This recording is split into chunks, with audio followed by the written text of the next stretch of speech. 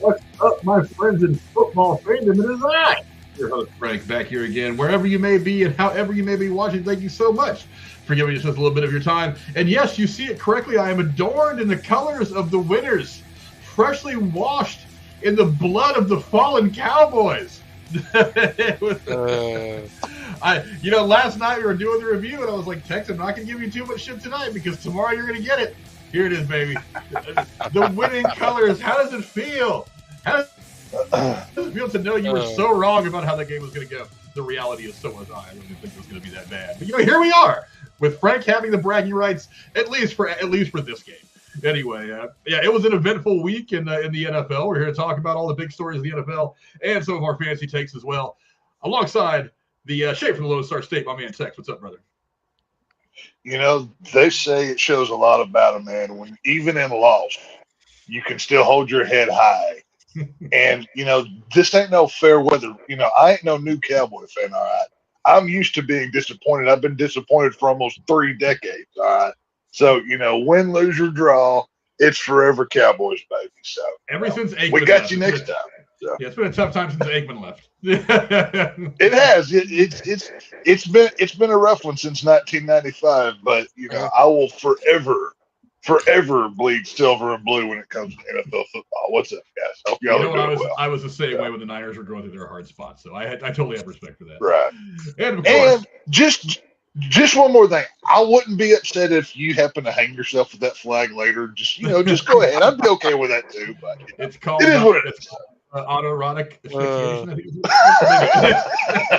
think. But joining us, as always, you see Fox right down in the corner. That's Marcus. What's up, brother?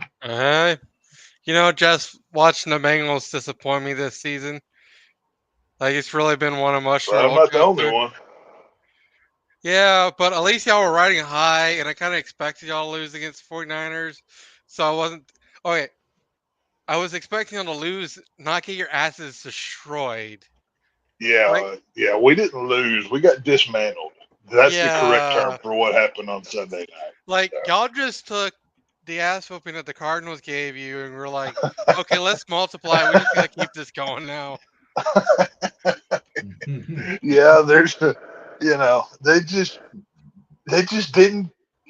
didn't care. I mean, there's no excuse. There's no anything. There's just, bleh, they just took a shit on the field and walked away. It is what it is. So. Well, I mean, let's get right down to it. Let's get to the reaction. I mean, I like I said, me and Tex, we gave our predictions last week. We both predicted a pretty close game. Obviously, he predicted Cowboys win. I predicted Niners win, but neither one of us thought it was going to end up the way it ended up. Honestly, at the end of the first quarter, even with the 49ers up by 2 scores, it was kind of like, I don't feel like celebrating yet because I had my finger on the phone. I was like, should I message Tex and be like, neener? But I was like, that's me tempting fate, and I don't like to tempt fate. It's not a very smart thing to do. So I was like, I'm just going to sit here and wait to see how this game plays out just in case.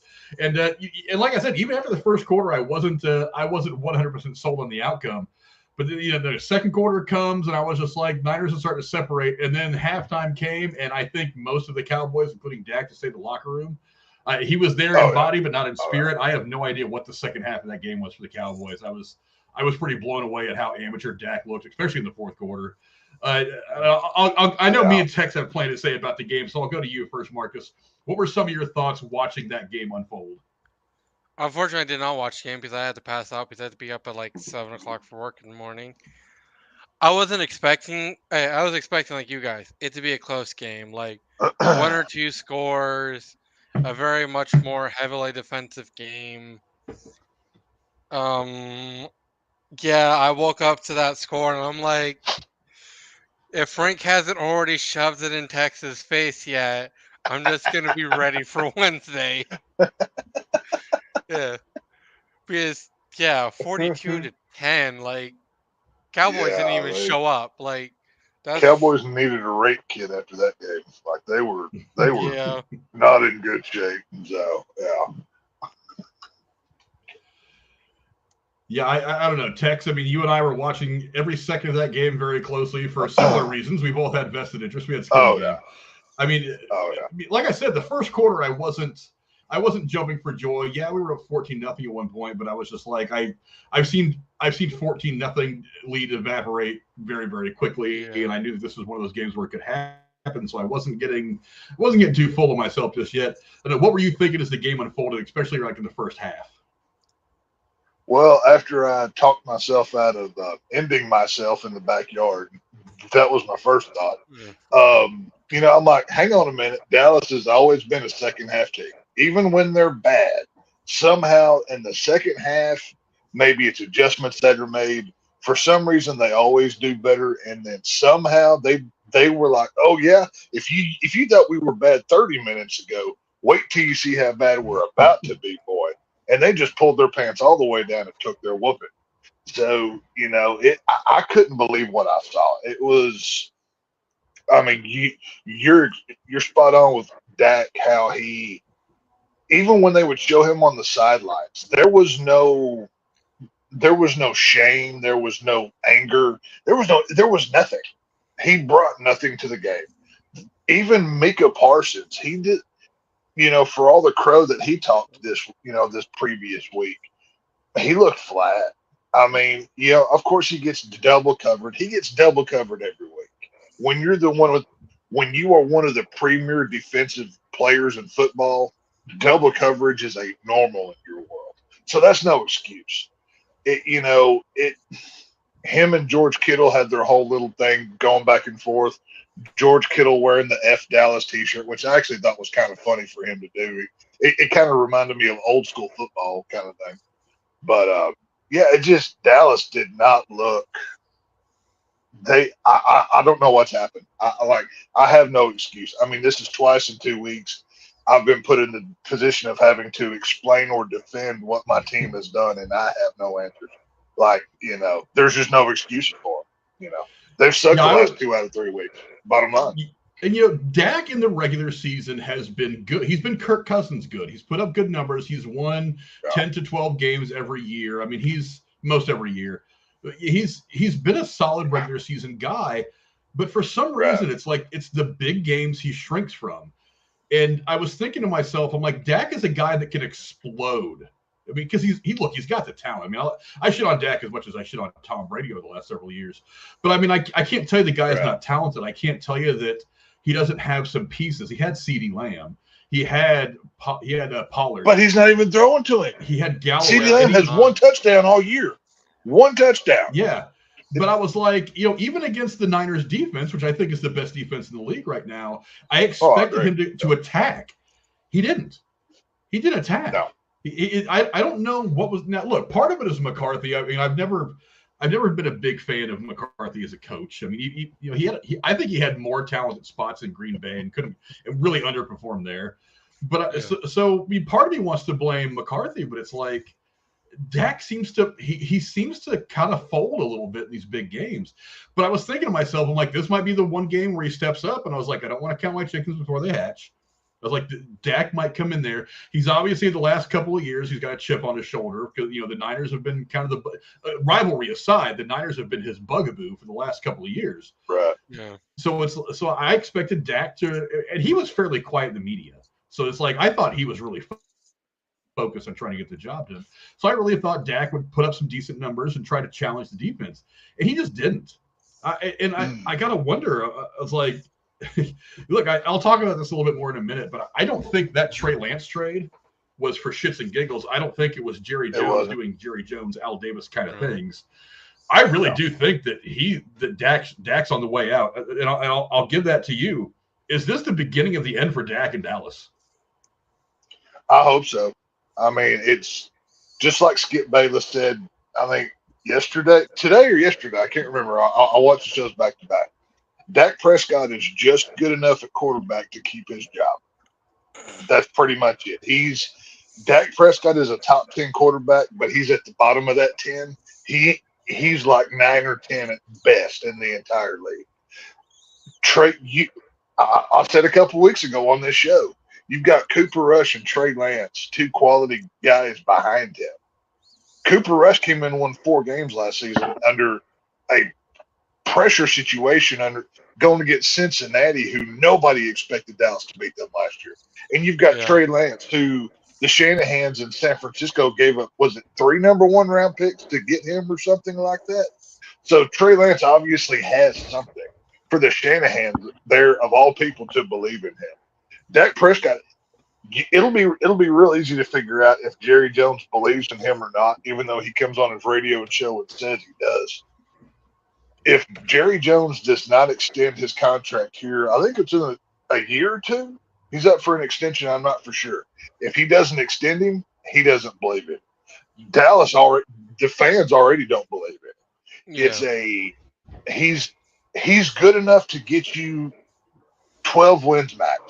That's what he got you last year. You ain't going to get any more than that.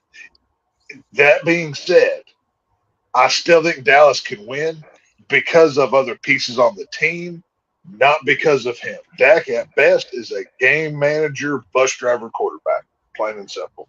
Yeah. I don't know, Marcus, what do you think? Are we looking at the end of the Dak Prescott era rearing its head in Dallas?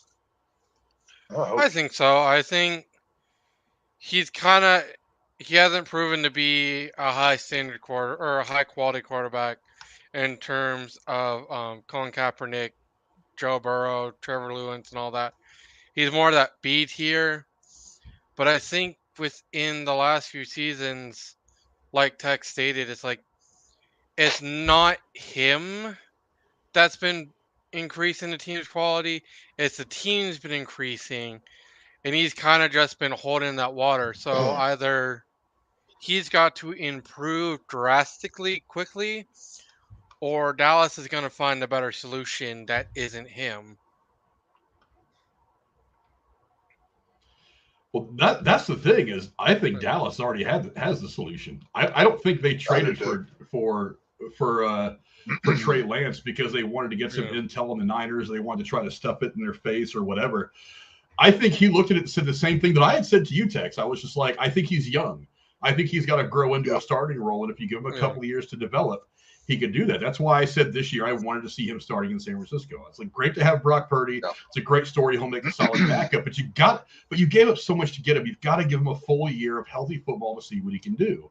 Yeah. They want to win now in San Francisco. I get it. I want him to win now as a fan, but I mean, I say what you want about Colin Kaepernick and all the political stuff. I didn't think they developed him very well at all. I was one of the people that was just like they botched his development bad. I blame Harbaugh. I blame Donahue, who was the GM at the time. I blame the people up front, the people up in the office. They just did not know how to grow him.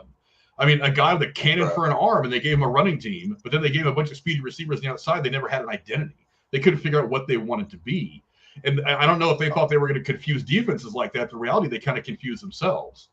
So, but now you've got a guy who's young. He's more mobile than other quarterbacks. I don't know if he's the most mobile quarterback in the NFL, but I mean, he's got a lot of talent. He didn't play a lot of games the last 2 or 3 years. He sat out 2020 with COVID. He opted out of playing college. Before that, he only played like 2 or 3 games the season before. Then he gets drafted, only played 1 or 2 games his rookie year because Garoppolo got hurt. Next year comes in as a starter, gets hurt in the second game. The guy had only started like 8 games in 4 years, if that. Right. It was just, it was really hard to get him to grow when he's just not on the field for various reasons. And so I said to myself, I was like, I want to see him play for a year. I want to see him put together 16, 17 games, a full 18-game schedule. Let me see what this guy can do. And it never got there. So they decided to cut bait with him. Look, you've got the much cheaper option of Brock Purdy. I mean, he's much cheaper right now. And even eventually when you do have to pay him, I do think he's probably going to come in a little bit less than what Trey Lance was making. But, a lot of it was money. A lot of it was they just botched his development. And I think that's what Jerry Jones is looking at. I think Jerry Jones is saying, he's looking at Dak and he's like, I've got this quarterback who I'm paying a shit ton of money to. I cannot trade him because nobody else wants to pay him that money.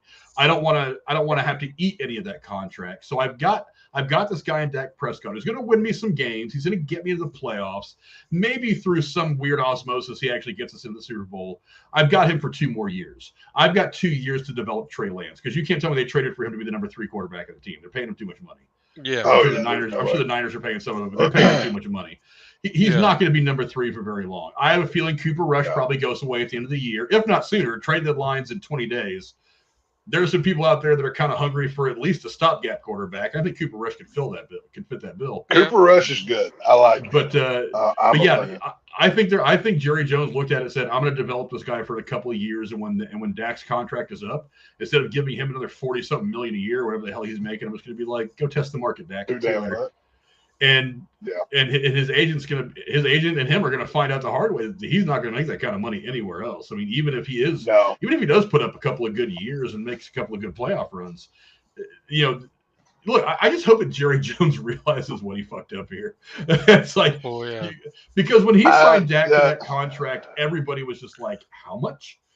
How much for what? And it's like, even Cowboys fans I know were like, go Dak? They were like, really?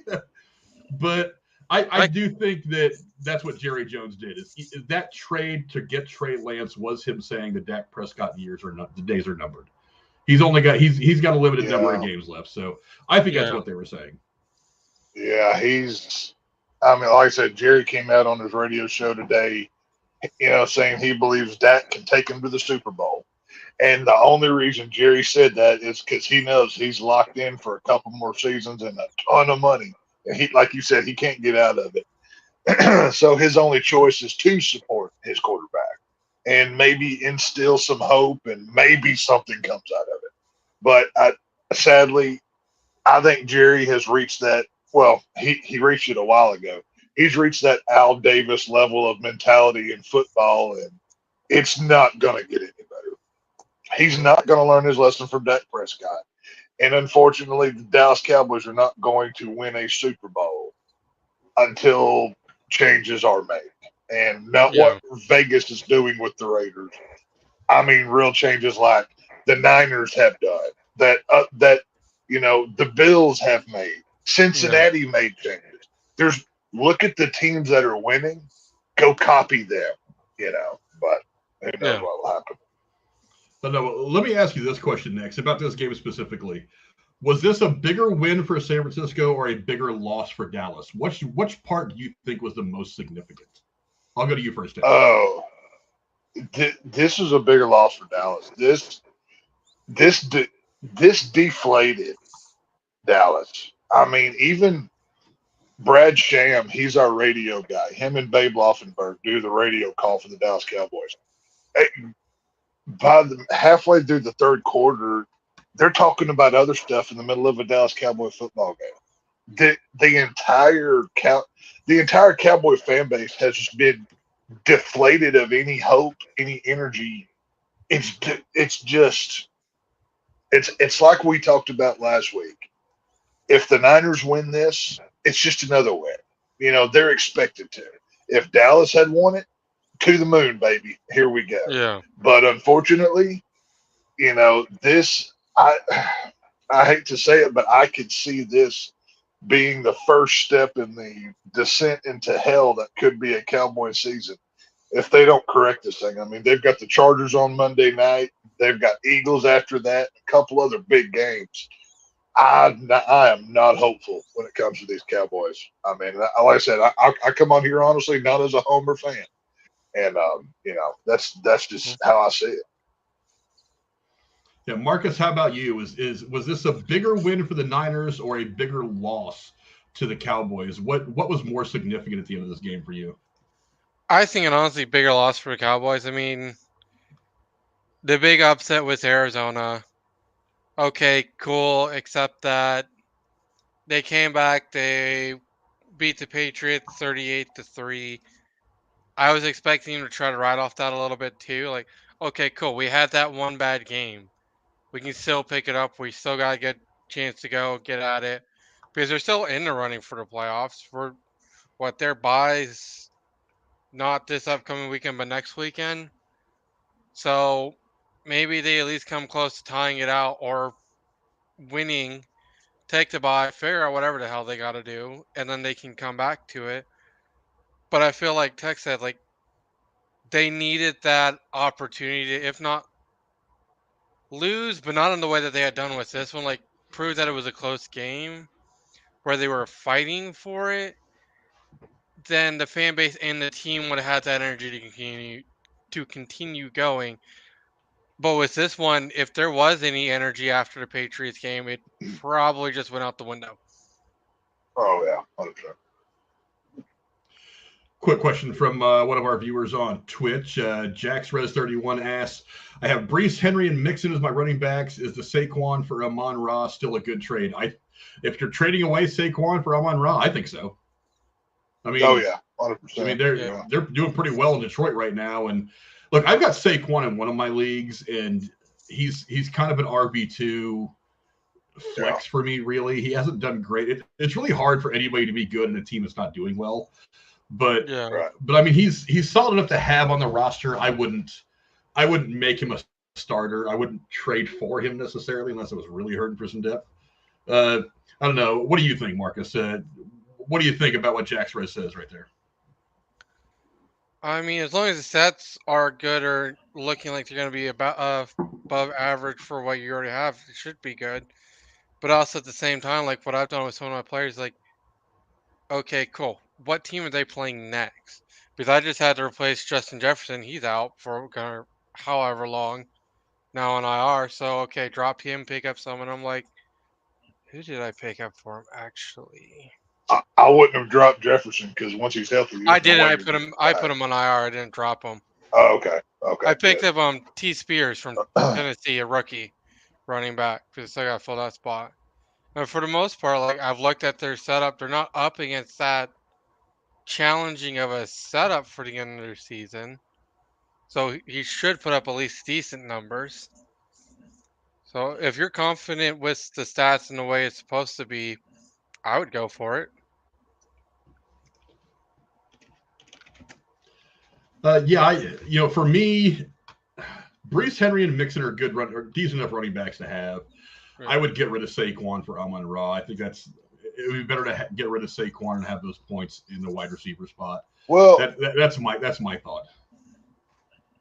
I mean, when you look at the running backs that you have Brees Hall, Henry.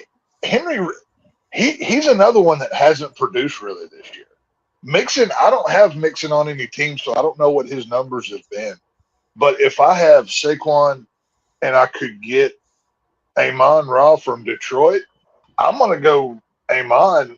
They both have injury problems. That's the only thing. I know that Amon was out this week, and Saquon had started the season hurt, I believe. I think he missed a couple of games. I'm not for sure. But out of those two injuries to the side, I would go Amon, but that's just me. You know what I'm saying? Yeah, well, we got another one there, but we'll get to that in just a second. I do want to point out this one thing, though, this one stat that I saw when it comes to Dak versus the 49ers. The last 3 games, including the playoffs, he's got a 60.3% passer rating. He's averaging 204 yards a game, which isn't bad, but his touchdown interceptions is terrible. He's thrown 3 touchdowns to 6 interceptions. He's got a completion percent of 57. He's averaging 6 yards a pass, and his team points per game is 13. Jeez. That's not the kind of numbers that's going to win you a lot of games in the regular season, let alone the playoffs. You know what I mean? Well,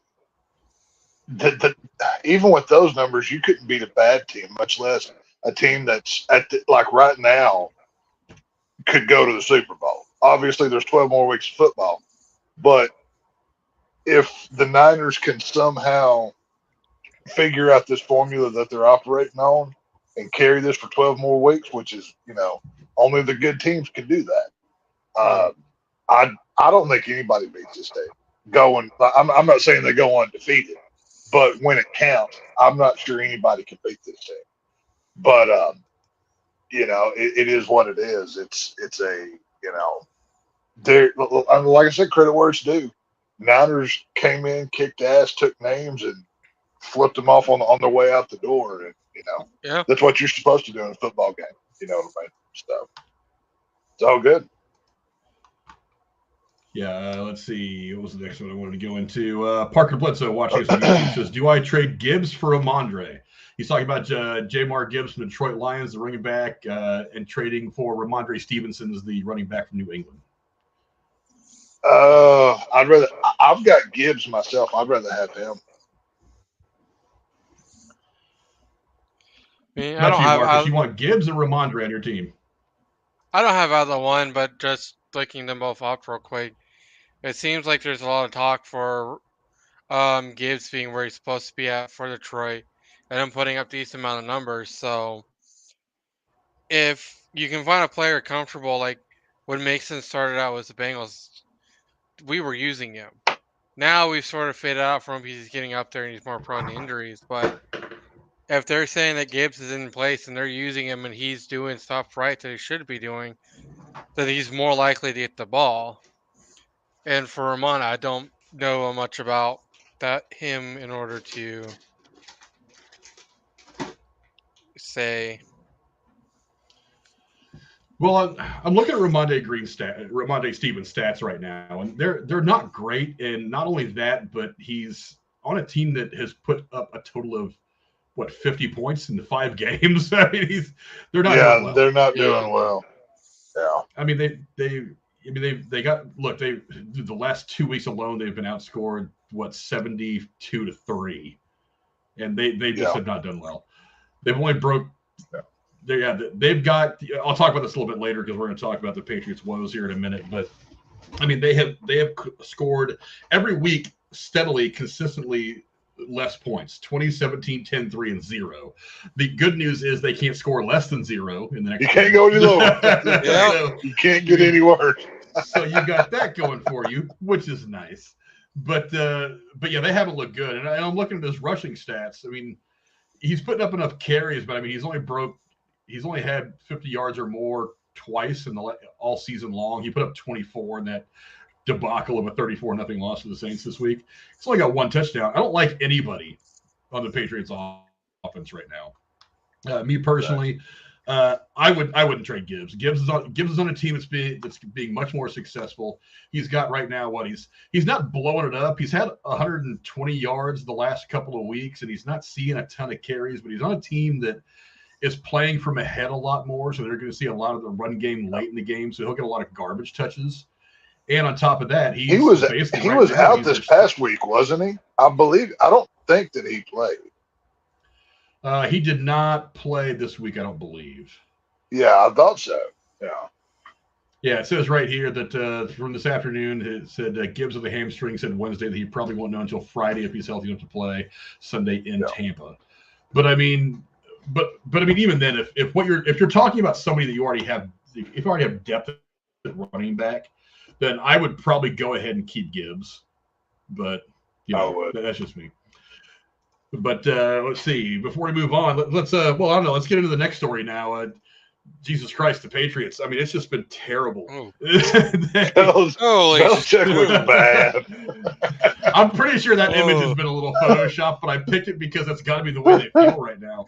That man needs a drink right there. Someone get him a bottle of whiskey. You know. It is very clear to me just how over the Tom Brady era is in New England. It's not good.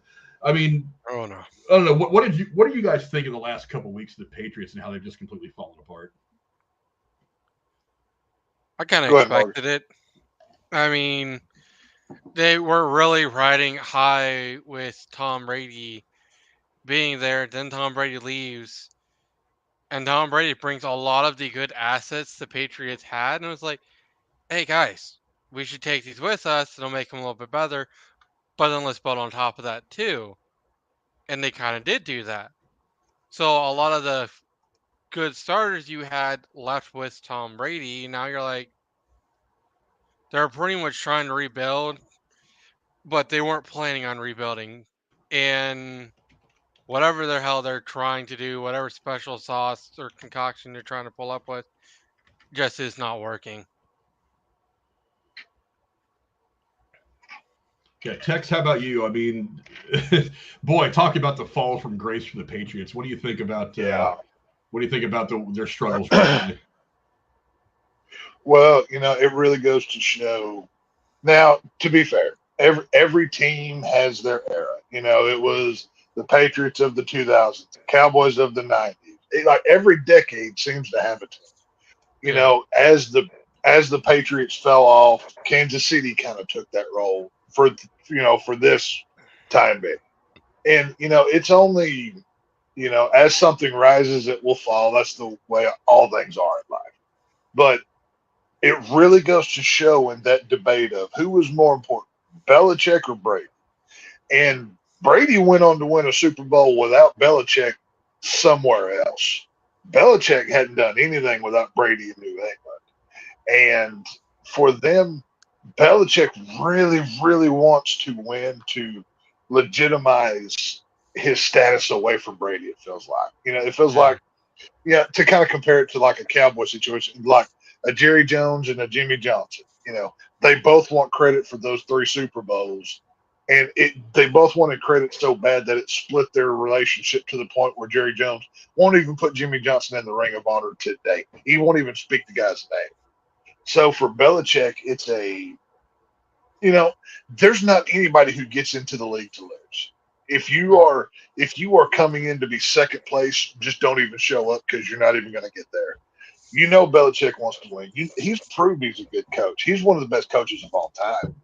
But when I saw them signing Zeke, whenever I've watched him in Dallas, I know this guy was done. There's a reason we didn't re-sign him, because he couldn't get 2 yards of carry to save his life. You know, the guy can't even run anymore. His knees are shot. And Mac Jones is not a quarterback. There is nobody on that New England team that's worth a crap. There's nobody on there fantasy-wise or realistic that I would want on my football team. You know, but, I mean, hey, Patriots got, 6 Super Bowls? So, hey, y'all are good for a while. It's time for somebody else to win, right? But, it is what it is. You know what I mean? Yeah, no, Marcus, what do you think? It's been ugly. True. Well, we already went to me. I'm pretty sure, but Sorry, I'm in the middle of researching stuff while I'm producing. I'll go to me then. On top of things, yeah, I'll go to me then. It's over. The dynasty's been done for the last couple of years. Yeah. I think if there was still some talent left over after Brady left. Look, first off, I don't give Brady as much credit because I've talked about it before. I think Brady came into a great situation. He came into a team that had made the playoffs 3 of the last 4 years before he got there, including a Super Bowl run.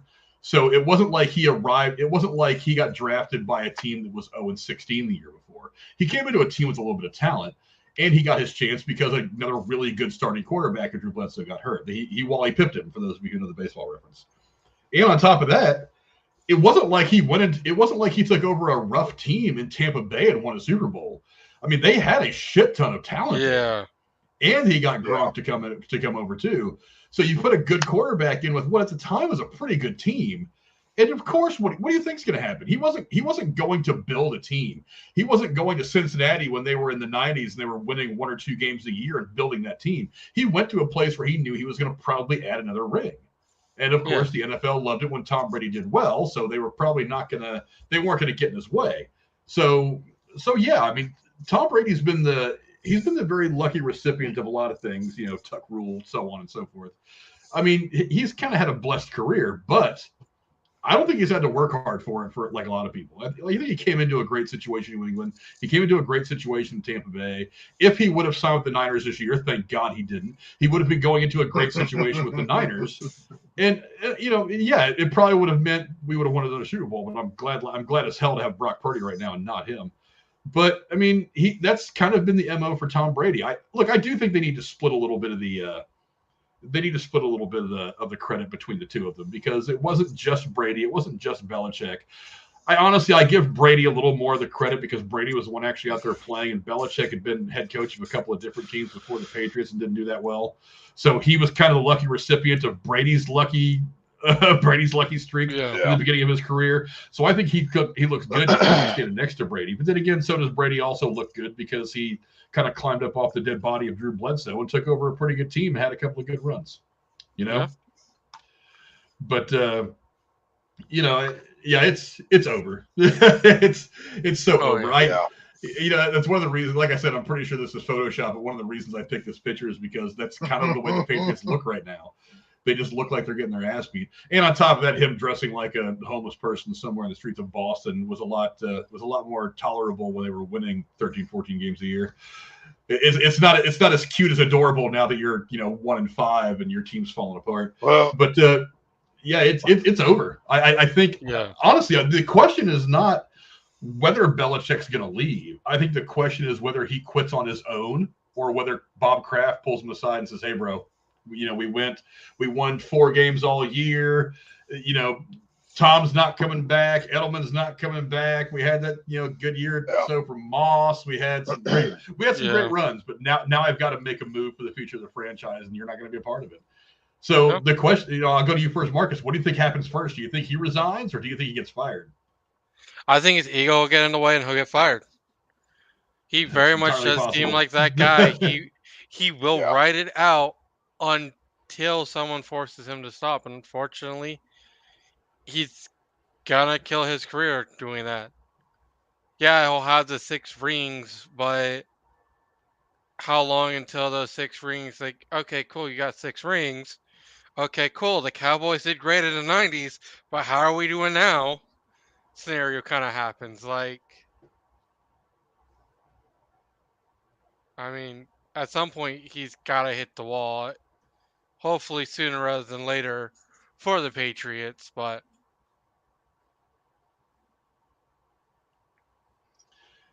yeah, I personally, I kind of want to agree with Marcus. I really think that there's something about him that he won't allow him. I think that he would probably see resigning or even retiring as leaving in failure. I think he thinks that he's got one more good season left in him. It's kind of like that degenerate gambler that doesn't understand that he's lost all his money and needs to go home. He's the one who's going to like pull all the money out of his kid's college account or put that third mortgage in his house because he thinks he can win it back. It's starting to look kind of like that for me. And I think that's kind of what he's going to do is he's going to be like, oh, no, I just got to get Mac Jones. I got to get him right. And then we'll have another good playoff run. Or I just have to draft another quarterback or I have to go find another one of those reclamation projects that I managed to do so well with when Tom Brady was here to make me look good. I really do think that's what it's probably going to end up looking like. Look, I think it would be better for him if he just said, you know what, my time here is done. I had the great run of 20-something years, Brady, all the titles, all the wins. But the game is changing. The makeup of the league is changing. This old guard needs to go away. I mean, look at all the successful coaches right now. Shanahan, the guy in Miami, I'm drawing a blank his name. He was our coordinator for a while.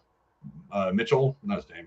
Damn it. Anyway, you look at Cincinnati. You look at LA. These guys all have young coaches that are just a few years past playing age. Yeah. I mean, these guys are in their late 30s and early 40s. This is what's taking over the league. Is this new, innovative kind of offenses and defenses and schemes? Dinosaurs like Belichick, they've got to go away at some point. I mean, I would love for, as a Niner fan, I would love for Bill Walsh to have stayed an extra couple of years, but I think even he realized he's like, you know what, I had my time to move on, and I'll do some TV. I'll enjoy the last few years of my life. I did so much for the game. I'm just gonna leave now. Let the game do it for itself. Yeah. I don't think Belichick's got that in him though.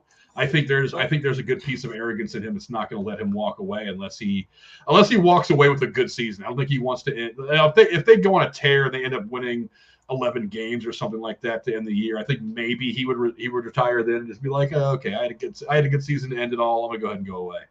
But no, I think he's that degenerate gambler. He's that guy that just won't let go. Yeah, it's really, really sad. Yeah. But I don't know. Go in the comments below. Let us know what you guys think. Is it over for the Patriots? And how do you think it's going to end for Bill Belichick? Does he get fired or does he resign? I happen to think that he's probably going to end up getting fired. I think they're going to have to push him out. And it's going to be a bold move for Robert Kraft. But if anybody can do it with respect, I think it's going to be Kraft. Because I think Kraft respects him enough to be like, hey, man, let's have a talk about this. Instead of just waiting until the Black Monday after the season ends, and it's like that's the big news is that Belichick has been fired. I don't think it's going to happen like that. I think it's going to be more respectful than that. Yeah. But let's see. Quick question from ASD Afgahop. I don't know if I'm pronouncing that right.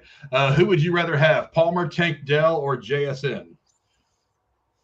Go to you first, Tex.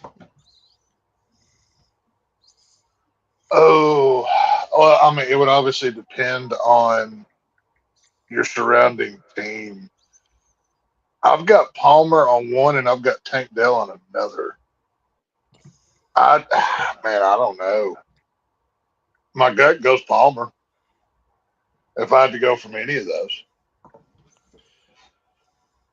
I don't know. What do you think, Marcus? You taking Palmer, the wide receiver from San Diego, Tank Dell, or JSN? I'm drawing a blank on his name. God damn it. Jackson Smith, something from Seattle. They'd probably have to go Palmer just because Texas is probably like a good C tier team right now. They're winning games, and then they're losing in games a lot of people are expecting, and they're just holding out. Seattle, I don't know about. My sister, if she's watching this, I don't know about what Seattle's doing. Not bad. Seattle's not pretty bad, good on offense. Yeah. But I don't know. What Palmer's what? Orlean? Palmer is the wide receiver from San Diego. San Diego? Yeah, San Diego's not doing that bad either. Sounds like I'd probably just roll a die, pick one of them.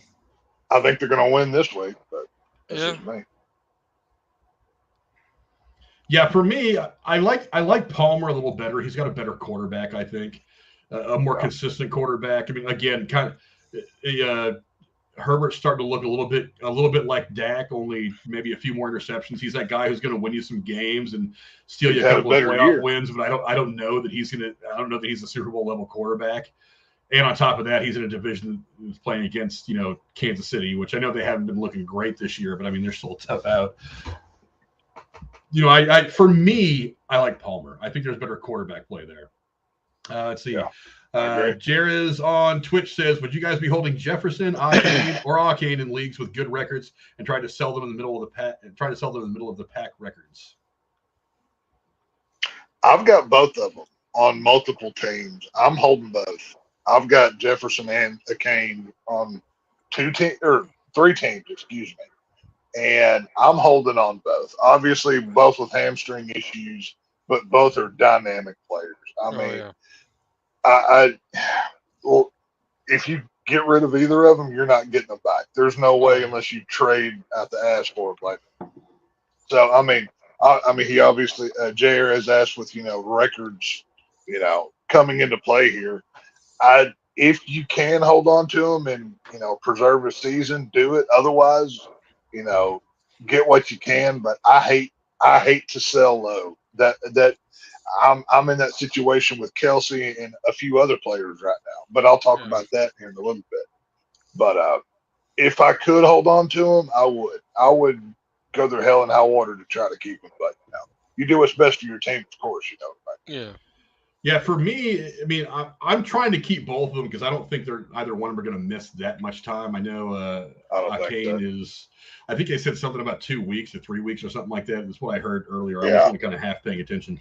But, so these guys aren't going to be out for very long. So I say hold both of them if you can. But, it's I would hold both of them. If I had to choose between the two, I would choose Jefferson because Arcane, I think there's like other running backs there that they have to feed to. That might cut into his production. It might cut into his carries. But he's got some big playability. I mean, he's one missed tackle or hitting one good hole away from busting a 30 or 40 yard touchdown. So that and running backs are but it's a running back by committee and only having like 4 or 5 solid number one running backs in the league anymore. I'd hate to say get rid of him, or I'd hate to say Well, with Miami though, Miami's running Mozart, and I mean up till now Arcane, and the guy that let's see, was it Jeff Wilson Jr.? I think they activated off of their 21-day list or whatever. So that, I mean, if you've got, I've got Mozart on 3 or 4 teams, I think. So he's obvious, his reps and numbers should go up just by, having somebody who's less than, in his co-committee. But, I would hold both of them if I could. I think Jefferson may be out a little bit longer than Arcane will, but, I mean, Arcane's one of my A&M Aggies. I've got a loyalty to him, maybe a little homerish, but it is what it is. So I would try to hold both because you're not going to get them back. Yeah, no doubt. But let's move on to, we're at that time of the year. It's not just waiver wire. October 31st is the trade deadline for the NFL. But this is about the time where you're going to start seeing a lot of trades happen in fantasy. I'll go to you first, Tex. Who do you think that you could deal from your roster right now, and who would you target? I know who I'm trying to trade. I haven't had time to sit down and process who do I want to go after yet. But these are two names that I didn't think I was going to trade. I drafted these guys to build a team around, and it is not working well this season. And I'm talking about Patrick Mahomes and Travis Kelce. These two guys, it's just not working out. They're not scoring the points that they should be. I've never drafted either of these guys in fantasy before. Every year I see somebody gets them, and it's 20, 30 points a game every week. I get them. Travis Kelce can't stay healthy because he's Mr. Pfizer and Taylor Swift nowadays. And Patrick Mahomes couldn't hit the broadside of a bar. I don't know what's happening in Kansas City. But, I mean, if it weren't for the rest carrying them to wins these last 2 weeks, they would have lost both of those games. But, like I said, I need to sit down and process, okay, who can I get for these guys? Who's willing to wheel and deal with me? Because, like I said, I don't like to negotiate from a place of weakness. I like to come from a position of strength. But I drafted these dudes. Frank, like you talk about stacking players. I rarely stack. I don't really like that philosophy much. But I went against my better judgment this year, and it is not paying off. And it's just. Like I said, the core that I built my team around, or a couple of my teams around, I'm trying to deal. And like I said, I don't have targets yet, but I have some ideas where I'm going to go. I'll update that in future episodes, I'm sure. Yeah, how about you, Marcus? Who do you have on your roster right now that you would get rid of? And who do you think you could trade him for? Just looking at it right now. I mean, probably Hicks or Cooks. They're both good wide receivers. Higgins is out probably again this week against Seattle. Hopefully he actually plays, because that'd be a really good matchup for him. Still gonna hold on Justin Jefferson. Got him on my team even though he's on IR now. It's like, because I know the moment I either put him up for trade or I do something, I'm gonna lose him, and he's gonna be fine for the rest of the season. I'm gonna be like, one regret for the season, not worth it. But otherwise, like a few of the people I was debating on just even trading, like Trevor Lewis, or last beginning of the season, I'm just like, now I'll drop him. Prudy was up, so I picked him up. I've kind of just picked up guys who I needed to. People who I'm like, oh, these guys are doing well. Like, and then it's like, oh, Frank's already got him.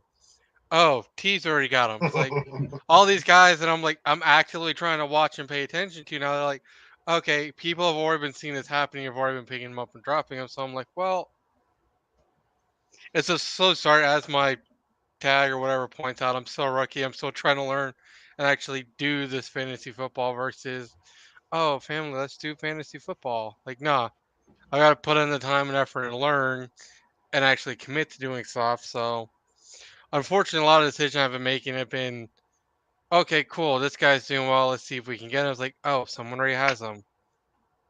And like some people that I do pick up off of waiver wire are just like, they get injured, they just don't play, or Bengals suck for the third week in a row. I am a Bengals fan, but I can't admit when we're leaving stains on fields we shouldn't be, especially after the last few seasons. Yeah, I've had this wild idea in my head for the last couple of days, and in one of my money leagues, I'm 3-2, and my starters are pretty decent. My bench strength isn't at all what I want it to be. I mean, it's very few guys that will get me double-digit points in a pinch if I need them to. So I've got McCaffrey and Pollard as my running backs. I'm thinking to myself, I bet you I could really stack up some depth on my bench if I just said, hey, guys, will you give me a solid running back 2 and a good wide receiver and maybe another bench player for McCaffrey? What do you guys think? I mean, because it's not an 20 league, but at the same time, I don't want to lose. And I'm 3-2 right now. I think I'm tied for second in my division. I haven't even looked at the standings, to be honest. When it comes to Pollard hasn't done anything this season. Like kind of like I was talking about earlier with CD Lamb. CD Lamb's got 1 touchdown all year. I don't think Tony Pollard has much more than he does. The Dallas offense is stunted right now. You know, I don't know I don't know how much to blame, but to put on McCarthy's play calling, or is it the offense? Is it Dak? You know, that's a big conversation. But I mean, if you've got McCaffrey and you can deal to get 3 to 4 good players, hey, why the hell not? You know what I mean? I'd love to have him on my team. I need him. Yeah, so I'm thinking about trying to make a big splash, but I have to start looking around at some of the rosters and see who needs a running back who might have some depth. Because any good trade helps both teams. I don't necessarily have to fleece somebody, but if I can, go to this guy who's 0-5 and be like, hey, you want to try to win 1 game this year? Here's Christian McCaffrey. Give me your 3 best players, and we'll make that happen. But right. So in other words, that's my DM for the next few weeks. Yeah, that's kind of that was kind of my idea that I had. I mean, look, it's at this point in the season, I'm totally willing to come off of one of my big name players for big depth. I mean, I'll trade away 25 points a game to get 40 points a game. You know what I mean? Well, I mean, especially if McCaffrey continues to get 4 well, I mean, of course, he's not going to get 4 touchdowns a game every game like he did 2 weeks ago. He's not going to Al Bundy all the time. You can't always Al Bundy. You have to take breaks in between doing it. That level of greatness is really hard to get, you know what I mean? But no, it's if you were going to sell high for any player, McCaffrey is probably the best one to go to. I mean, considering he was number 2 in most drafts that I saw, just right behind Jefferson. So, I mean, yeah, if you're going to trade one for multiples, that's the dude to do it with for sure. Yeah, but I don't know. Get out in the comments below. Let us know what you guys think. Who are you trading and who are you targeting? Like I said, for me, I'm thinking about trying to put McCaffrey out there to see if I can get a lot of depth, see if I can add points to my weekly total. 3-2 in that league. I'm actually in a 5-way tie. I just looked. I'm in a 5-way tie for second place. There's only really 1 league. Okay. So there's one guy who's 4-1, and me and a bunch of other teams are 3-2, and then there's a 2-3, and then like a guy who's 0-5. So yeah, that might be what sets me aside. I'll give up that big player. I'll give up the guy from my team. If it increases my average weekly point total, it gives me a better chance to win. That's what I think. Yeah. But now let's move on to the waiver wire, and I'll start with you, Marcus. Who are you targeting on the waiver wire this week? I actually think technically I just picked him up earlier this morning. We actually saw he was doing pretty good over the last weekend. Spears from Titans. He actually did pretty well for the last few weekends up against his opponents. Granted, they're not high on there, but I didn't have the slot for him. And I didn't want to take another running back when, Jefferson played for 1 week. He got injured, played again-ish. I didn't want to get rid of Jefferson or someone else who was helping hold me up higher than I was to pick up him. But since Jefferson went on IR today, okay, cool, pick him up. Brought up Spears. See, hopefully he'll do well again. Although technically they're up against Baltimore this weekend, so it'll be interesting to see how that goes. But otherwise, I'm really not targeting anyone that interesting. Tex, how about you? Who are you targeting on the waiver wire this week and why? Well, like I said, obviously I've got Jefferson. He was in a few of my leagues. He was my number 1 pick, and with him going down for multiple seasons, I now have to replace that production at wide receiver. Well, there's not a lot of good wide receivers out there 5 weeks into the season, you have to start digging deep. So I found 2 that I've picked up or put waivers in for. Drake London out of Atlanta. He's had 6 targets in all but 1 game this season. And he's playing the Washington Commanders this weekend. They give up like the 3rd most points to wide receivers in fantasy, even though I know Atlanta is a run-heavy offense. I know this going into it. But like I said, I'm kind of in desperation mode because I haven't been able to trade for another wideout yet. And I'm not willing to let Jefferson go, so I've got to suffice otherwise. So I picked up Drake London, and then the other pickup I got, I found this guy. He was only rostered in 57% of leagues. But the guy that actually Minnesota is bringing up, KJ Osborne, looks kind of promising. I don't know a lot about him, but from what I could get a hold of, those were the 2 wide receivers that I'm hoping can kind of fill the spot that Jefferson left behind until he gets back, hopefully. But, yeah, I mean, look, offense is, I mean, when you get deep in, to a season like this is where good fantasy players and great ones get separated. You know what I mean? So I'm hoping these minor pickups like this can add up to big games. You never know. I'm more confident in London than I am Osborne, but we'll see. Yeah, for me, there's a couple things that kind of jumped out to me. One is Rashawn Johnson and Dante Foreman, the running back crew, currently the healthy one for the Chicago Bears. Yeah, the running game hasn't been terrible, and right now Khalil Herbert's going to be out for probably multiple weeks with an ankle injury. They're only rostered in Rashawn Johnson in 11% and Dante Foreman 2% of leagues on Yahoo, I believe. And Dante Foreman was the guy who did very well for a couple of years. Him and Cordella Patterson were kind of the 2-headed monster in Atlanta. So I think that's something. Also, Josh Downs from Indy, he's only on 2% of rosters on Yahoo. Yahoo or NFL, I forget which one I was looking at. And you've got Gardner Minshew coming in to take over while Richardson's hurt for the next few weeks. And one of those games is going to be against Jacksonville.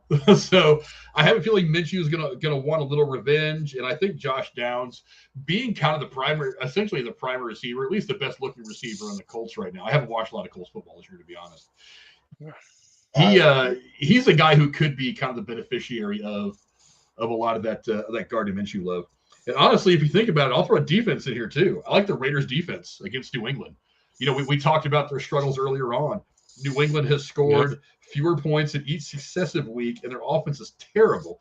Not to mention Max Crosby was kind of running that game against Green Bay the other night. And they pressured 2 interceptions out of, at least the 2 that I saw anyway, out of Jordan Love. So look, I mean, say what you will about their offense. Garoppolo, he's not in Shanahan's system anymore. He's not killing it. He threw a pick the other night, but honestly, I like all those. I mean, so I'm with the Chicago running backs, Rashawn Johnson and Dante Foreman. I'm with Josh Downs, the wide receiver from Indy, and I'm with the Raiders defense. If you're into streaming defenses, I try to find one defense and let it go for several weeks. I try to stream defense. I don't know why I've always had something against it, but yeah, it's going to be those are guys that I think are going to do well this year. Do I think they're going to be great for the entire year? Maybe not, especially in Chicago once Khalil Herbert comes back, but those are guys that I would look into. Let me see. We do have one of our Twitter viewers. He's got a question. He said, Zay Flowers or Christian Kirk this week? I don't know. What do you think, Tex? I got to go with my boy Kirk. He's not my wide receiver 1, but he's been a good number 2. I've had him both as wide receiver 2 and flex this year. And more often than not, he has paid off. I got to go with him easy. I'm a big fan of Kirk. Once again, that's another one of my Aggies, but he's putting up good. 10 to I think 16 is the highest he's gotten, and I'm a fan of him. I'm happy to have him on my team. Yeah, I'm trying to find the most recent games for Christian Kirk. I don't know, Marcus. What do you think? Are you going with Christian Kirk or are you going with Zay Flowers this week?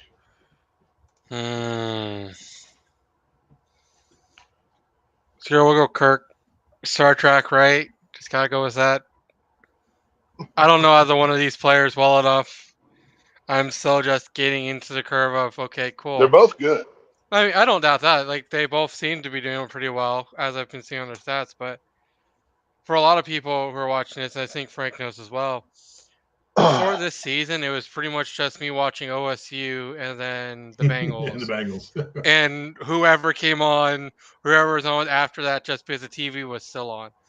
So the rookie is more of, okay, cool, I understand football, but I haven't actually done fantasy football before, so I'm still learning a lot of this aspect. So for me, it's just flip a coin. Whichever one happens to land, I'll take them. But they're both, like they said, they're both good players, so either way, you're ending up with a solid choice. Yeah, for me, neither one of them has done a great deal of scoring. I mean, Zay Flowers doesn't even have a touchdown yet. In the game against Pittsburgh Sunday, he had 5 receptions and 11 targets for 73 yards. He averaged 14.6, but per reception, but no touchdowns all year. And he's got a good quarterback. Me personally, I go Christian Kirk. I think he's got a better quarterback right now with Trevor Lawrence than what we've been getting out of what's his name in Baltimore. I think he's probably more consistent. Lamar Jackson. I don't know what. Like I said, I've been up since 6 a.m, so I'm starting to run out of gas. But I mean, looking at him, I mean, the last couple of games, 78 and 84 yards. Again, no touchdowns, but the game before that against Houston, he did have a touchdown in that 37-17 loss, 54 yards and a touchdown. So I think he's getting a little bit better quarterback play right now, a little bit better, more stable quarterback play. And who are they playing next? Let's see. I want to see who Christian Kirk's playing next. Let me pull up the schedule.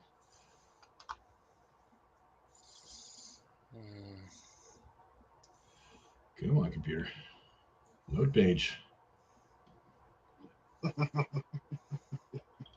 Gotta love that slow ass computer, right? Let's see. Who do we got next? We've got we got Indianapolis coming up again, and they already beat Indianapolis 31-21. So that's good. Let's see. They're the 24th ranked against the wide receiver. So yeah, they've got Indy coming up, New Orleans coming up, and Pittsburgh coming up. So those are some scoring games that he can get. I guarantee he gets a touchdown in probably those next 3 games. Then they have a bye. Then they play San Francisco. He's not going to do very well against San Francisco. At least I hope not anyway. But so for me, it's Christian Kirk for the next couple of weeks at least. I mean, I think that's the more consistent play right now. But anyway, go down the console. Let us know what you guys think. Would you take Zay Flowers or Christian Kirk in Week 6? Let's see. Got that garbage man internet, Frank. Yeah. Yeah, totally. But as we get ready to maybe wrap this thing up, I think we're getting close to the end here. Let's get to our newest segment that we've all enjoyed so much. Let's get to Texas Pick 3. Oh, yeah. I'll use the graphic from last week because I have a chance to put a new one together. But hadn't made a new one. 3 games. I wrote them down and I think I may have thrown it away. But how did you do on your picks last week? I did well. I went 3 for 3. 2 of the games I got very, very close in the scoring. Just to remind everybody, I went Kansas City versus Minnesota. I had 31-21. The actual score was 27-20, relatively close. I had Philadelphia versus LA, and I had 28-17, and they were 23-14. So relatively close in those. My third one I was right about, but I was way off on the score. I had 20-10 Detroit over Carolina, and it ended up being 42-24.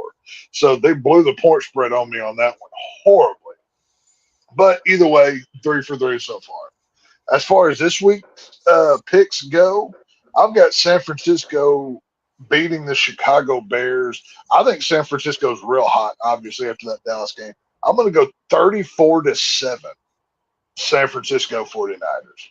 I could see Al Bundy getting fired back up and having another one of his games against, a very weak Bears team, even though they kind of surprised some people. Do you mean Cleveland out of curiosity? Yeah, Cleveland. Excuse me, Cleveland. Sure. Cleveland, sorry. Yeah. I mean, they're both stands on the field out of the way, but I wrote this down last minute. Forget it. Game 2, Buffalo Bills and New York Giants. New York's not good. They're garbage. Both New York teams, besides the Bills, are just awful. I've got the Bills rolling in 28-10 on them. And unfortunately, I hope I'm wrong about this one. I hope I'm wrong. I'm willing to take a loss point on this one. Dallas Cowboys, my beloved, my forever Dallas Cowboys, against the Chargers on Monday Night Football. I've got Chargers 21, Dallas 10. And I hope I'm wrong about that one. But I think Dallas is in a funk right now, and I don't think they can get out of it. They've proven they can't score points. I don't think they've scored a red zone touchdown this year. And, Chargers coming off of a bye week, get some people healthy. Herbert's a good quarterback. I think they come in rolling. So San Francisco 34, Bills 28, and Chargers 21. So can I go 6 for 6? We'll see. We'll find out. I'm interested in the Dallas one because I think that's one of the ones that Dak's going to come out kind of pissed off from last week. And he might have one of those really inspired performances because San Diego's a good team, but they're not a great team. You know what I mean? They're the kind of team that I feel like Dallas can and probably should beat. But San Diego rather has got a pretty good defense. And they've got some good offensive weapons too. They've got Eckler. They've got a few other guys that I like on that team. And like I said, Dallas fans are very deflated right now. We took a shot right to the balls and the ego, and it hurts right now. We're licking our wounds because of your fucking 49ers, you bastard. And God, I want to burn that fucking flag. You have no idea how bad I hate seeing that fucking thing. I fucking hate it. But if I ever come to your house, that thing's going to go missing. I'm just letting you know ahead of time. So. But yeah, like I said, Chargers, Bills, and Niners, you can lock those in. So, thoughts, concerns, questions, they're all welcome. I like San Francisco over Cleveland, obviously. I'm still hoping to go to that game. I think that's the plan right now. Buffalo over the Giants makes sense. Buffalo is not looking great this year. I've been really disappointed in them the last couple of years. They were one of the teams that I was just like, now that New England's kind of out of the way, I feel like Buffalo is one of those teams that could really jump to the top of at least their division, but they just haven't looked great this year. Maybe it's some jitters, maybe it's injuries. I don't know, but they have not looked great. I think Dallas can and probably should beat San Diego. Will they? It's all about Dak. What is his reaction? What is his reaction going to be from last week? Does he come out kind of pissed off and want to play inspired football, or have the 49ers broken his head? I think Dak is kind of susceptible to that kind of thing. Coughing up the big game against the Niners gets into his head. And usually when he coughs at the big game against the Niners, it's in the playoffs. So we don't see how he reacts a week later because they get eliminated. But now we're going to get to see Dak come back the next week. And after not just an important loss, but a big loss, a blowout loss, how he's going to come out, how that's going to affect him moving forward for the next couple of weeks. I don't know what their schedule is off the top of my head, but I think we talked about Tex. They have Philly either next week or week after next, right? Yeah, they had Niners, Chargers, Phillies coming up. There's 3 or 4 big games right in a row here, and they couldn't be hitting it at a worse time. For them to get blown out 40, like they did by 42 points. Well, they do have their bye in between Chargers and the Rams. So the Eagles game, right? Yeah, no, they got week 7. They're up against the Chargers. Bye week, then they're up against the Rams, and then Philly. Okay, so even with that bye week, Rams are a good team. They've got Stafford going. One off week is good. That off week couldn't have came at a better time. But playing some pretty good NFC teams back to back like this, I don't think it spells well. They need to bust this slump that they're in. That they need to get out of this slump. But I'm not sure they can do it. They're going to have to prove to me they can do it. You know what I mean? So. We'll see. Yeah, I think the biggest question for Dak, especially over the course of the next 3 or 4 games, is going to be how in his own head is he? I mean, because I know that I know that what happened in Santa Clara against the Niners is going to have an effect on him. How fast does he bounce back? If this is something that kind of eats at him for the next couple of weeks, and they end up losing the game against San Diego, and then losing the game, they have the bye week, and they end up losing the game against against Philly. That means you've lost 3 of your last 4 games, one of them against the division rival, and that's probably it. I mean, that's it. There's no playoffs for the Cowboys this year if that happens. So the question is Dak in his own head now because of the Niner game, and how long is that going to last before he snaps out of it? Because if it's something that tracks for the next month, gets the postseason goodbye in Dallas. And maybe we see Trey Lance a little bit sooner. Hey, God hoping. Please, I'm willing to beg. I mean, I'm not a proud man this week. Like I said, you want to become a 49ers fan just for that to happen? No, I've read no. Are you fucking crazy? Hey. No. Like I said, I didn't have humble pie because I had no pie at my house, but I did have brownie. So I had a humble brownie. Though it tasted delicious, it was very bitter as I swallowed the food down my throat hole. But it is what it is. This is how a man handles football. You win or you lose, like gracefully. And, even though I want to choke Frank with that damn flag around his neck, that's beside the point. So it's all good. I both honor dibs and bragging rights as a respectable man of this world, and he has them right now, but it's temporary, so it's fine. I thought for a minute about shooting you a message and being like, "Hey, you want to live stream this game?" But I was like, "No, I just want to watch it. I don't want to go through trouble with producing a show. I just want to. Watch the game." I wasn't probably even home watching. For your sanity, you're probably better off I didn't. I would hate to have seen your tears streaming down your face live on YouTube. Dude, this YouTube channel wouldn't be live right now if we had live streamed this game, because I would have had this kicked off in about 5 minutes. It wouldn't have took long. There was probably words. Best. Terrible words. Just the worst words that came out. Yeah, go down the comments below. Let us know if you think that Texas pick 3 are going to be right this week. He went 3 for 3 last week. Will he go 3 for 3 this week and keep the streak alive? Keep the perfect streak alive? I think you're going to lose the Dallas one. You'll be happy to lose that one, I'm sure. But I think you'll probably lose the Dallas one. But again, it's all on Dak. It's all on Dak. Yeah. I'm trying. I'm not going to throw fully out there, but I may be not tempting fate, but reverse tempting fate to be like, hey, my Cowboys are going to lose, and then we come out and win by 50. Maybe I'm doing that. Why would you put it out there in the universe, though?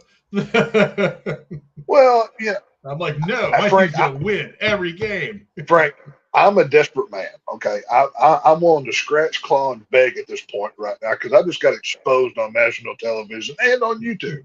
So I need some redemption, by God. So man's got to do what a man's got to do. So it's all good.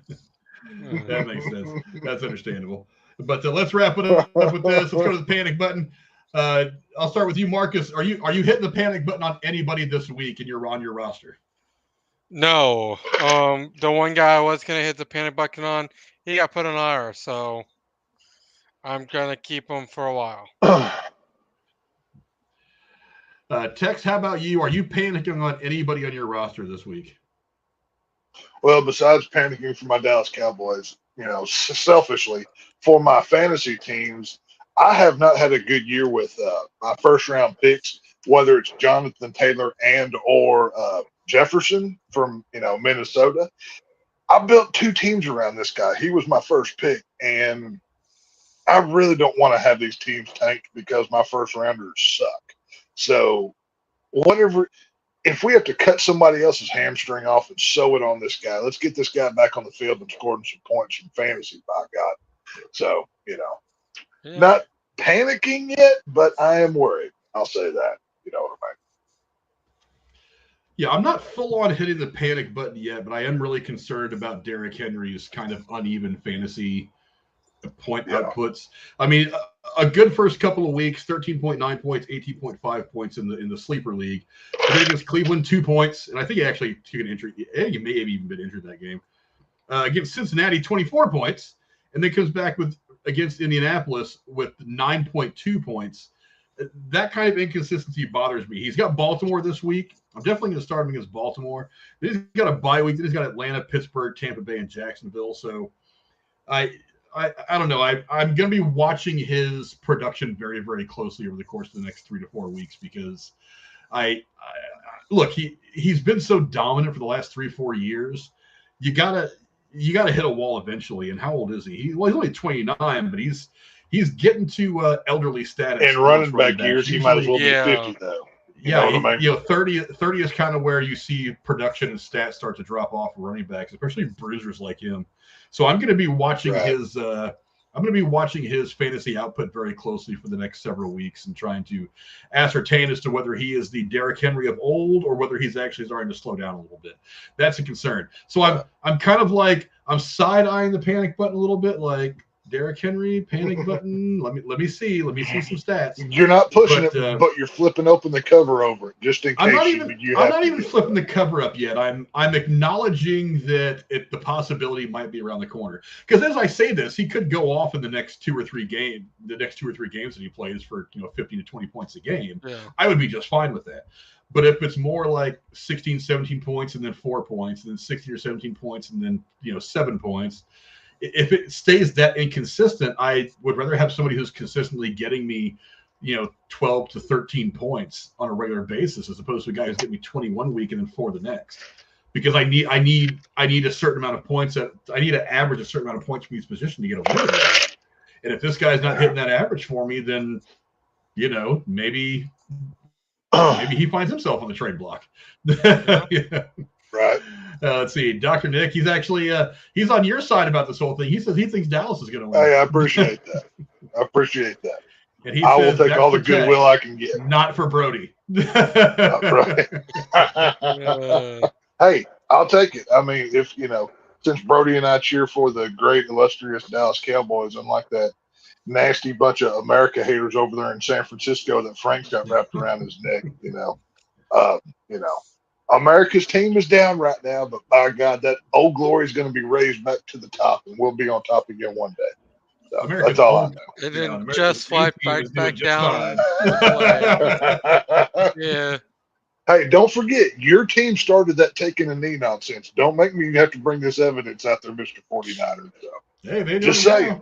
So. It was the guy. It wasn't the team. It was the guy. Yeah. Thank God the guy. Over. And he pretty much was gone like the moment he started that shit. But that seems like a good place to start wrapping things up. Go down in the comments below. Let us know what you guys think about Texas pick 3 or where you think he might be wrong. And let us know who you're hitting the panic button on your roster. Again, I'm worried about Derrick Henry. I'm watching him. I'm just glancing. I just know where the panic button is right now. I'm not hovering over it. I'm not flipping the safety cover off it. I just know where it's at just in case. But go down the comments below. Let us know what you guys think about any of the topics that we discussed tonight. Give us your reaction on the Dallas 49ers game, whether the Patriots are over, whether it's time for a full reboot or a restart, whatever the hell Bill Belichick said. We got to restart. What's that mean? We got to restart. Yeah, you got to give better press conferences now, buddy. Let us know who you're trading. Let us know who you like in the waiver wire. To my co-host, thanks for coming and hang out with us tonight. I very much appreciate it. My man, the Shape from Lone Star State, Tex. What's up, brother? What do you got going on the internet? It's a big month. It's October. It's the Scare-thon. We're doing all the things. Obviously here on the channel, tomorrow night we're doing Hellraiser. I'm looking forward to that. And then Monday night, Dr. Nick, my buddy, our friend down here in the chat, I'll be joining them over on Alex and the Garbage Man, I believe their channel name is, Monday night for horror talk. I'm not exactly sure what we'll be discussing, but I'm very much looking forward to hanging out with my Canadian buddies up there, and we're going to have a lot of fun. So it doesn't matter as long as you're talking horror. You're going to be fine. Hey, I think you got the genre covered. Hey, if they want to talk Canadian horror, I can talk, Black Christmas, Ginger Snaps. I can go Canadian as well if that makes it more comfortable. I haven't quite nailed down the accent yet. I'm going to have to work on that, Nick. So you may have to help. But, we'll figure it out. It'll be a fun hangout time. So it's okay. You just got to eat a lot of maple syrup and then end every sentence with A. So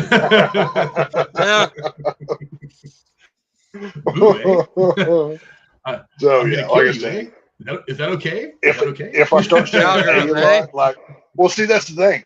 I'm afraid if I start the A thing, it might take me a while to get rid of. That's the only thing I'm worried about. So, we'll figure it out. But either way, check in over there, and we'll be discussing some Halloween fun. My recommendation for the night: if you're gonna watch a movie, go find Behind the Mask: The Rise of Leslie Vernon. It's a mockumentary about an up-and-coming horror slasher within the world of Michael and Jason and all the greats.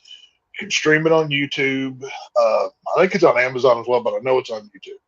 It's one of my favorite films, maybe a top 10 film for me of anything. And it's just a good fall fun movie, horror slasher to watch. So go check it out. And to my man Marcus, the rookie who's learning the ropes in fantasy football, what do you got going on, my friend? I'm hoping to maybe start posting stuff. Games dropping here on the 24th. I might try to get a video out on the 1st. I'll let y'all know about that once we get closer and once I actually know I'm going to be able to do it. Because as much as I like doing these streams at the end of the night, I also technically got to be at work at like 7, 8 o'clock in the morning. And restaurants aren't the same as factory where it's the same hours. And I'm starting to learn I kind of miss those factory hours. But yeah, I'm looking at November 1st. City Skylines 2 is dropping its game on the 24th. So I'm giving myself my next 2 days off after that to record. Hopefully have something out. Make sure you get me the link for whatever you're broadcasting, whatever streamer you're on, be it YouTube or Twitch or anything like that. I'll make sure I put it in the description down below so people can go find you. As for me, you can find me here tomorrow. As Tex said, we're going to be breaking down Hellraiser, me, Tex, and Jeremy. The classic from 1987. I watched it today, and boy, is it dated. But man, the effects are still cool. It's still great, gross horror. There's a lot of blood, guts, and spitting ass everywhere. That's really all you need for an entertaining horror movie. Also, it gave us the iconic Pinhead, the evil Cenobite that you see right there in the center of your screen. One of the classic faces in horror. Some people think he belongs on the Mount Rushmore of horror. I think there's an argument to be made. But we'll be breaking down Hellraiser tomorrow night. Make sure you come and check that out. We very much appreciate it if you would. Until then, thank you guys for coming to hang out. We very much appreciate it. We'll see you tomorrow night as we break down Hellraiser. Adios. And good night. Go Cowboys, number one. Or we used to be number one. We're not number one right now. Yeah, back in the 90s. Hey, when's the last time your team won into that? Tell me that. Well, I mean, what, last year? Yeah. Look, we're working on it, Super Bowl in the last 3 years. Yeah. We beat y'all last year with a backup quarterback. I don't want to hear it, okay? Cooper Rush beat y'all. Just suck on that one. Yeah. Okay? How are they doing right now? All the same thing you said about the Bengals, they aren't doing so hot either, so.